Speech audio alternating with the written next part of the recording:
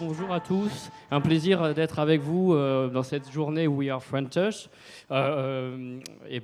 Moi, Sébastien Borgé, cofondateur de Sandbox, ça fait un peu plus de 11 ans que je travaille dans le mobile et j'ai toujours eu cette vision, comment est-ce qu'on va pouvoir donner plus de pouvoir aux créateurs, leur donner libre imagination. Ça a démarré au départ comme un jeu vidéo tout simple, ça a connu un franc succès avec 40 millions de téléchargements, 70 millions de créations et désormais ça a évolué depuis un peu plus de 4 ans à un monde virtuel, ouvert, décentralisé, une partie du métaverse dans lequel on va pouvoir retrouver un grand nombre de marques, un grand nombre de créateurs. On a la chance d'accueillir aujourd'hui Marie aussi qui va pouvoir échanger sur ce qu'elle fait dans le métaverse et vous allez voir, c'est assez incroyable. Et j'ai envie de vous partager un petit peu cette histoire, vous partager cette vision et ainsi peut-être vous inspirer vous aussi pour que vous puissiez voir ce qu'on va pouvoir y faire dans le métaverse. Alors, on démarre avec une petite vidéo qui représente un peu les différents types d'expériences et de contenus qu'on retrouve sur The Sandbox. Et je vais me lancer assez prudemment dans la définition du métaverse. Nous, on le voit vraiment comme cette myriade de mondes virtuels où les utilisateurs vont pouvoir accéder par le biais d'un avatar à des expériences plus sociales, plus immersives, plus créatives. Mais à la différence de ce qu'on a pu voir depuis un peu plus de 25-30 ans, ces mondes virtuels, en fait, la grosse différence, c'est que ce n'est pas juste des mondes virtuels de jeux vidéo, des MMORPG, etc., dans lesquels chacun est un environnement clos, fermé, propre, mais on va pouvoir passer d'un de ces mondes à un autre par le biais d'un avatar, et surtout, on va pouvoir continuer à posséder l'intégralité de nos biens numériques, de nos équipements, de nos vêtements, de nos habits, de nos terrains virtuels, de nos maisons virtuelles, et même la monnaie que l'on gagne en tant que créateur ou en tant que joueur, et d'utiliser de l'un à l'autre. Mais voilà, un problème. Au tout début, le métaverse, il est franchement vide. Donc il faut le construire. Il faut le construire, et pour ça, il faut fournir des outils de création, notamment des éditeurs qui se veulent aussi accessibles que possible et qui vont permettre à quiconque de devenir un créateur avec une barrière à l'entrée aussi basse que possible. On a aussi un éditeur, donc nous on utilise le voxel, une sorte de Lego numérique qui va permettre à tout le monde de s'exprimer, de designer. Finalement, on n'a pas besoin de lire le manuel de l'utilisateur pour rentrer et créer dans le métaverse. Et on a un Game Maker No Code qui permet aussi de commencer à créer ces expériences. En plus du contenu user-generated content, on va essayer d'amener de la culture dans le métaverse. On va retrouver différentes marques, ces marques qui amènent des histoires, des personnages, des lieux, des contenus dans lesquels les utilisateurs sont familiers et qui vont pouvoir mixer, remixer à leur libre guise, publier sur leur propre terrain virtuel et les monétiser. Au final, ça donne quoi ? Ça va donner un nouveau format de divertissement que je vais essayer. On va vous montrer des vidéos parce qu'on a déjà lancé quelques expériences. On va pouvoir vous donner des chiffres.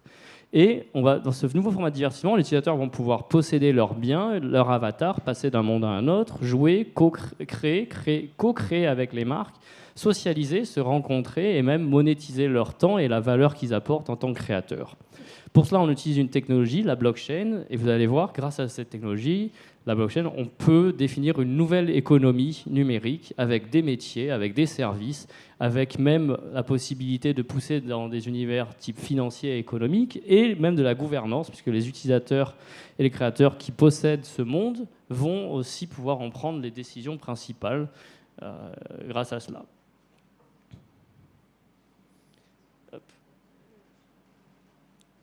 Petit souci technique, si on peut passer à la prochaine slide du coup.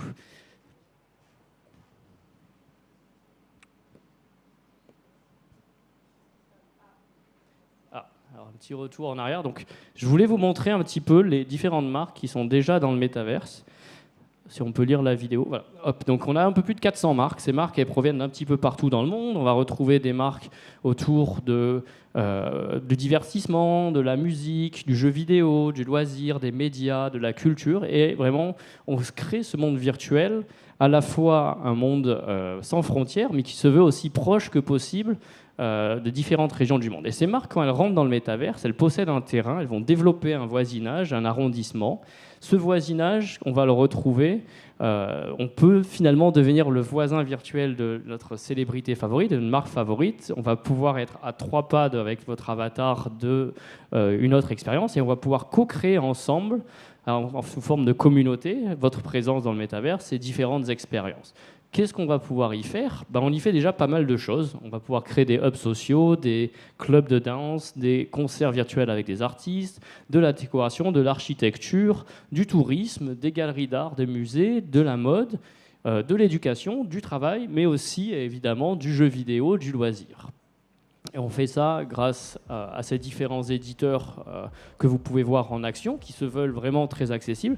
L'une des forces de Sandbox, qui désormais compte plusieurs dizaines de milliers de créateurs dans sa communauté, un peu plus de 4 millions d'utilisateurs au total, c'est l'accessibilité et le fait que la plupart n'ont jamais utilisé, n'ont jamais appris à faire du jeu vidéo auparavant. Donc on élargit le pool de talents, on élargit le pool de possibilités et d'expériences qu'on va pouvoir y trouver pour faire un monde virtuel de plus en plus original, différent et inclusif.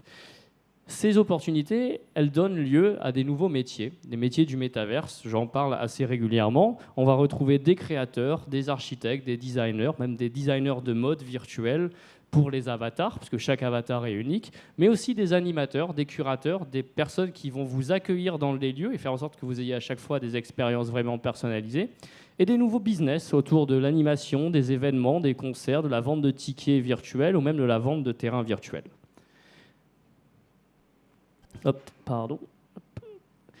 L'un des succès du métaverse, ça va être surtout et avant tout le succès des créateurs du métaverse, tous ceux qui contribuent et qui le font vivre tous les jours en tant qu'utilisateurs ou contribuent par le biais des expériences qu'ils vont créer. Et on est fiers chez Sandbox d'avoir désormais un peu plus de 230 studios de par le monde. Au début de l'année, on en comptait une dizaine, qui eux-mêmes, à leur tour, vont créer et amener les marques dans différents pays dans le métaverse en créant leurs expériences, en amenant leur savoir-faire, leurs touches personnelles, pour relier un petit peu au sujet, et créer des expériences d'un type nouveau qui vont mélanger culture, art, jeux vidéo, etc. Un petit mot avant de passer la parole à Marie autour de type d'expérience. L'avatar aussi, j'y tiens beaucoup finalement. L'une des grandes différences, c'est qu'on est avatar-centric quand on entre dans le métaverse. Donc par le biais de cet avatar, de notre nouvelle identité digitale que l'on choisit, que l'on crée sur Sandbox ou même que l'on importe de l'intégralité d'autres projets et collections. Sandbox supporte désormais plus d'une vingtaine de collections en provenance de collections Web3 et NFT les plus populaires. On donne vie à ces personnages qui au début n'étaient pas des avatars et on va pouvoir s'amuser, se représenter, avoir une réputation aussi. Mes 5 grandes recommandations, je ne vais pas vous les lire parce qu'on est un petit peu à court de temps suite aux petits problèmes techniques, mais je voulais vous montrer rapidement quelques expériences qu'on a déjà lancées. Lors de la saison 3, Sandbox ça compte un peu plus de 17 millions de visites déjà. Les utilisateurs passent entre 20 à 30 minutes en moyenne au sein des expériences du métaverse. Des expériences ici, le Gucci Vault, qui vont mélanger de l'art numérique, de la mode, du luxe, de l'exploration, des quêtes et des récompenses sous la forme de NFT exclusifs. Une expérience autour du divertissement. Je pense que vous reconnaîtrez nos amis les lapins crétins d'Ubisoft. Une expérience par Ledger, qui est aussi un acteur phare dans cet univers blockchain et Web3, qui a lancé une académie qui s'appelle le School of Block pour éduquer par rapport aux besoins de sécurité. Ou bien un acteur tel que MK2 qui réfléchit aussi à comment il va pouvoir utiliser ces nouvelles possibilités pour donner accès au divertissement dans le métaverse et lier les communautés de fans cinétophiles. Agoria, qui est un DJ aussi assez réputé, qui va lancer une expérience assez incroyable dans son univers. Et voilà, je pense que le moment est bienvenu pour laisser à Marie moi je suis, la parole. Donc, je représente Nabia, c'est un studio créatif. On façonne des expériences immersives pour les métavers ouverts. Et aujourd'hui, je suis donc avec Sébastien pour vous montrer un petit peu ce qu'on fait. Il a déjà tout expliqué de l'écosystème. Moi, j'avais plutôt envie de vous montrer un petit peu un cas d'utilisation. Je ne sais pas si, parce que là, je vois que c'est une salle de plein de créatifs. Je ne sais pas s'il y a des gens qui sont dans la musique, mais on a eu la chance de travailler en collaboration avec un groupe américain qui s'appelle Avenged Sevenfold. C'est un metal band et on a fait ça. On peut lancer et je vous réexplique un petit peu. Bon, ça, c'est le logo Nabia. Donc, notre but, c'est vraiment d'apporter en fait l'esthétique et l'art avant tout dans le métavers. On trouve qu'il y a vraiment des qualités variées et différentes. Et notre positionnement, c'est c'est super ultra luxe. Moi, je viens du jeu vidéo. Le directeur artistique, il vient du luxe et c'est ce qu'on essaie de faire. Donc, en voxel art. C'est dommage, il n'y a pas la musique. Julia, si tu peux mettre un peu la musique là-dessus. Voilà, ça c'est donc développé sur Sandbox. C'est du voxel, c'est-à-dire c'est des cubes. Et on essaie d'apporter vraiment, on va pousser à fond les limites techniques pour apporter des courbes et des lignes qu'on affectionne. Et on trouve un esthétique très reconnaissable de Nabila. On a travaillé sur un autre projet. Bon, après, on va se dire pourquoi on va sur le métavers. Pourquoi Avenged Sevenfold va aller sur le métavers. Pourquoi Wonder Woman, qui est un super projet PFP Web3 pur, pourquoi ils vont vouloir nous demander de faire un musée dans Sandbox? C'est parce que c'est pour la communauté, c'est un cercle hyper vertueux, c'est une fondation, ils ont donné beaucoup d'argent pour soutenir la diversité, l'inclusion parmi les artistes. Et donc c'est un endroit, parce qu'en fait ils sont tous dispersés dans le monde, c'est un endroit où ils peuvent se retrouver et s'encourager et vivre des expériences de proximité et d'intimité sur le métavers. Voilà, ça c'était des cas d'utilisation tournés vers donc l'art, c'est des NFT là, c'est une exposition des NFT. Le premier c'était la musique.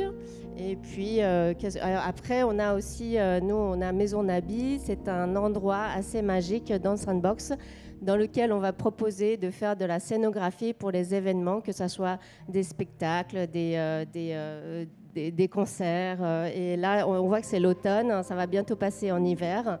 Donc toute la scénographie change pour chaque événement. Voilà. Et Terra, c'est un nom d'un papillon, parce que c'est un peu la marque de la maison. C'est assez onirique.